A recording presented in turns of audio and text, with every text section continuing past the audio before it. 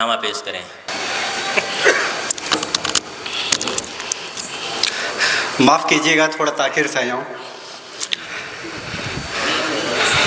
ख़वातीन व हज़रात, अस्सलाम वालेकुम।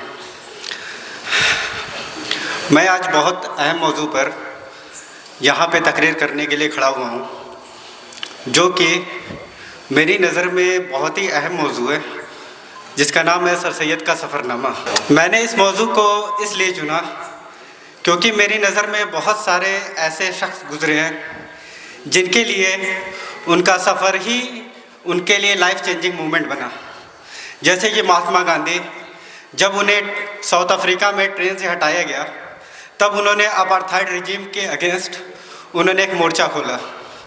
जब रोज़ा पार्क को अमेरिका में बस से हटाया गया, तब उन्होंने सिविल राइट मूवमेंट को इख्तियार किया। जब अब्राहम लिंकन को अमेरिका के अंदर काले और गोरों का भेद नज़र आया और किस तरीके से काले लोगों के साथ जो ऑपरेसिव रिजीम अमेरिका में कायम था, उसके खिलाफ उन्होंने एक मोर्चा बनाया। तो इसी के नुक्ते नज़र मैं सर सैयद अहमद खां का एक अहम सफ़र, जो कि उनके रफ़ीक साथी खुदादाद बेग और उनके दो बेटे सैयद हामिद और सैयद महमूद के साथ उनका सफ़र का आगाज़ बनारस से तय हुआ। उनको बम्बई से बड़ौदा नाम के जहाज़ से इंग्लिस्तान का सफ़र तय करना था, जिसमें सफ़र का आगाज़ बनारस से जबलपुर ट्रेन से और जबलपुर से नागपुर का जो सफ़र हुआ वो बैलगाड़ी के द्वारा हुआ और नागपुर से बम्बई जाने का सफ़र ट्रेन से हुआ। जब वो बम्बई के लिए रवाना हो रहे थे, उस टाइम उन्होंने जब टांगे वाले से बातचीत की तो उन्होंने देखा कि टांगे वाला बहुत अच्छी तरह उर्दू समझ रहा है। और फिर आगे जब वो बम्बई में मेमन साहब से मिले, रहमतुल्लाह मेमन, तो उन्होंने कहा कि क्या खूब ये कौम है, बहुत अच्छा लिबास पहनती है, अरबी इमामे बांधती है, छोटे छोटे मदरसे कायम किए हुए हैं। तो वो रहमतुल्लाह मेमन से बात करते हैं कि आप अपने लोगों से बात करिए कि छोटे छोटे जो मदरसे कायम कर रखा है आप लोगों ने, उसका कोई कौम के ऊपर कोई असर नहीं होने वाला। आप सभी लोगों से कहिए कि सभी मेमन लोग मिलकर एक बड़ा अरबिक कॉलेज को इस्टेब्लिश करें। तो मेमन साहब ने कहा कि भाई यहाँ पे लोग नहीं मानेंगे। तो सर सैयद अहमद खां बोलते हैं कि तुम जाओ, उनसे बात करो और कहो कि एक शख्स हिंदुस्तान से आया है और वो ऐसी ऐसी बात कर रहा है। खैर, तो उस टाइम पर जब सर सैयद अहमद खां मतलब बम्बई की तरफ जब रवाना हुए थे, तो उस टाइम वो बॉम्बे प्रोविंस हुआ करता था। जबलपुर से नागपुर, नागपुर से बम्बई का जो सफ़र था, उस सफ़र में उन्होंने ये देखा कि बहुत ही मतलब पुराने टाइप के जर्जर टाइप के स्टेशन वगैरह पड़े हुए हैं।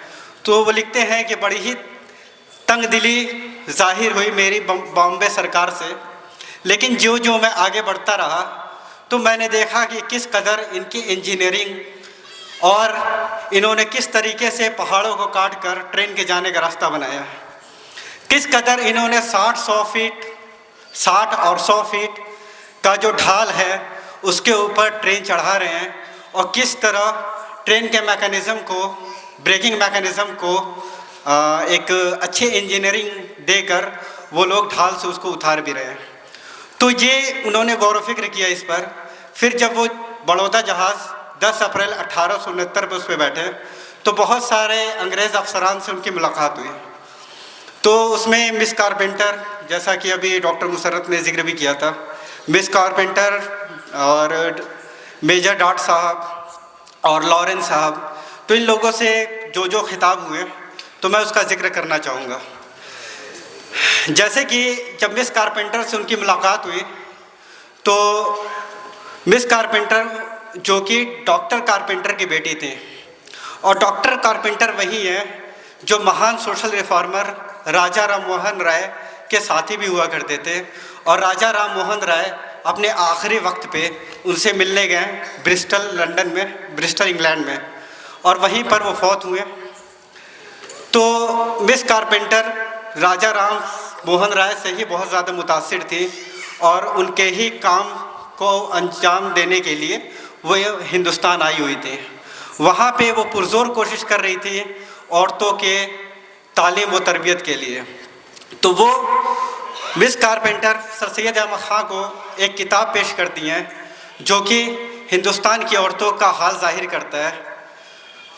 इस पे सर सैयद अहमद ख़ान लिखते हैं, आला हिम्मत, बुलंद नज़री, खुद वो मज़मून पेश करते हैं जो कि निहायती मतलब बुलंद तर है और इनके मज़मून काफ़ी बुलंद तर है। उन्होंने कहा कि जिस गिरोह को अल्लाह ने दूसरा हाथ बनाया, उस गिरोह के तालीम व तरबियत बहुत ही मतलब तालीम व तरबियत का काम करना, तालीम व तरबियत की कोशिश करना निहायती हिम्मत वाला काम है। और इसी को आगे बढ़ाने के लिए उन्होंने ये कहा था कि अगर इस काम में कोई गलती नहीं है तो बेशक ये कामयाब होगा। अगर इसमें कोई गलती है, इसमें किसी भी तरीके की कोई गलती होती है, तो जो आगे आने वाली नस्लें हैं उनको हौसला देंगे।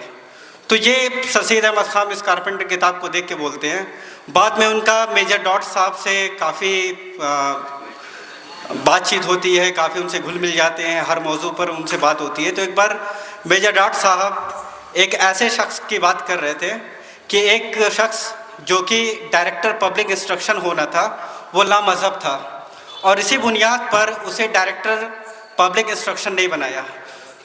सर सैयद अहमद ख़ान ने तबाक से जवाब दिया कि मेरी नज़र में ऐसे शख्स को जो लामज़हब हो वही डायरेक्टर पब्लिक इंस्ट्रक्शन होना चाहिए। तो मेजर डॉट साहब ने कहा कि भाई ऐसा क्यों? उन्होंने कहा कि जिस हिंदुस्तान में बहुत सारी कौमें बसती हैं, सबका अलग अलग मज़हब है, तो यहाँ पे जो गवर्नमेंट का काम या पब्लिक इंस्ट्रक्शन का काम है वहाँ पे किसी भी तरीके का तासुब नहीं होना चाहिए। तो यहाँ पे इन्होंने एक फ़लसफ़ा पेश किया जो कि सेकुलरिज़म का फ़लसफ़ा था कि गवर्नमेंट को कभी भी किसी भी रिलीजियस साइड नहीं होना चाहिए। गवर्नमेंट को हमेशा अपने आप को रिलीजन से अलग करके और पब्लिक का जो भी काम होता है उसको करना चाहिए। तो इस तरीके की फ़िलासफ़ी उन्होंने उनके सामने ज़ाहिर की थी और मेजर डॉट साहब इसको सुन के बहुत खामोश रहे। और फिर आगे चल के जब वो अदन पहुँचते हैं तो वहाँ पे देखते हैं कि बहुत सारे मारवाड़ी वहाँ पर हैं, बहुत सारे अरबी हैं और कुछ उर्दू वहाँ पे बोली जाती है, समझी जाती है। तो इसके लिए वो देखते हैं कि भाई यहाँ पे तो हर कोई उर्दू वगैरह समझ रहा है, कहाँ कहाँ तक उर्दू फैली हुई है। फिर वहीं पर जहाज़ पे एक पारसी शख्स से, नौजवान से मुलाकात होती है और वो भी बहुत ही साफ़ उर्दू बोल रहा होता है। तो सर सैयद अहमद ख़ान उनसे पूछते हैं कि भाई तुम तो गुजराती बोलने वाले हो, तुम्हें इतनी अच्छी उर्दू कैसे आती है? उन्होंने कहा कि चलिए मैं आपको बोल के बताता हूँ अपनी गुजराती और इसमें थोड़ा सा बदलाव कर दीजिएगा तो ये उर्दू ज़ाहिर हो जाएगी। तो वो जो गुजराती बोलता है उसका ट्रांसलेशन करता है और सर सैयद साहब भी उसके ट्रांसलेशन को लिखते हैं, जो कि मुझे गुजराती याद नहीं हो पाती तो इसलिए मैं नहीं बोल रहा। फिर सर सैयद अहमद ख़ान इस बात पे बड़ा गौर करते हैं कि आखिर इलाहाबाद एसोसिएशन वाले किन किन ज़ुबानों से उर्दू फ़ारसी निकाल के एक कदीम ज़बान को नाफिज करना चाहते हैं। खैर सर सैयद अहमद ख़ान फिर अदन पहुँचते हैं। अदन पहुँचने के बाद फिर वहाँ से मिस्र की तरफ का रास्ता तय होता है और वहाँ पर एमडी लेसेप नामक इंजीनियर से उनकी मुलाकात होती है, जो कि सुएज़ नहर बनाने का काम, सबसे बड़ा नामुमकिन काम उन्होंने अंजाम दिया था। उन्होंने 2 दरिया को मिलाकर हिंदुस्तान से इंग्लिस्तान के बीच का 6000 किलोमीटर का सफ़र कम कर दिया था। ये बहुत बड़ी कामयाबी थी और उन्होंने 1869 अप्रैल 1869 में जब उनसे मुलाकात हुई तो एमडी लेसेप ये कहते हैं कि आप जब यहाँ 6 महीने बाद आइएगा तो आप इस नहर को आप डायरेक्ट जहाज़ से पार करके जाइएगा। तो ये सारे जो बुलंदतर काम हैं अंग्रेज़ों के, इन सब चीज़ों का बहुत बड़ा ऑब्जर्वेशन होता है। जिस तरह अदन में एक तरह के किला बनाया गया और उसके लिए में पूरा ज़ख़ीरा, तोपों का, बारूदों का ज़ख़ीरा उन्होंने बनाया, तो उस पर भी उनकी अपना गौर फिक्र जाहिर करते हैं कि किस कदर ये एक इस बर-ए-सग़ीर की पूंजी है कि अंग्रेज़ हुकूमत को जहाँ पर भी इन सारे ज़ख़ीरों की ज़रूरत पड़ेगी 6 दिन के अंदर वहाँ तक पहुँच जाएगा। तो खैर जब वो इंग्लैंड पहुँचते हैं वहाँ पे ऑथेनियम सोसाइटी का उनको मेंबर का एजाज़ मिलता है 4 अगस्त 1869 को, और वो एजाज़ गिने चुने 1200 हर फ़न के माहिर जो किसी न किसी काम में बुलंदतर हुए वही उसके मेंबर बन सकते थे, और लगभग 3000 लोगों की रिक्वेस्ट थी उसके मेंबर बनने की। इंग्लिस्तान में जो सबसे बड़ा एजाज़ माना जाता था तो वो ऑथेनियम सोसाइटी का ही एजाज़ हुआ करता था। उसी पे सर सैयद अहमद ख़ां अपने साइंटिफिक सोसाइटी अलीगढ़ पे लिखते हैं कि मैंने अलीगढ़ में साइंटिफिक सोसाइटी कायम किया, बहुत ही आला और बहुत ही उम्दा मकान तामीर किया। इसका क्या नतीजा है?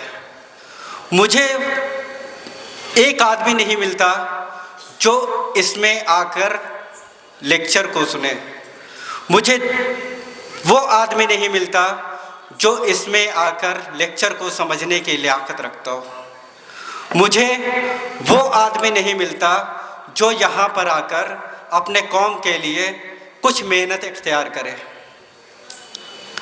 मुझे वो आदमी नहीं मिलता जो कम से कम इस मकान के अंदर आकर अपनी कौम के हालत पर रो ही ले। शुक्रिया।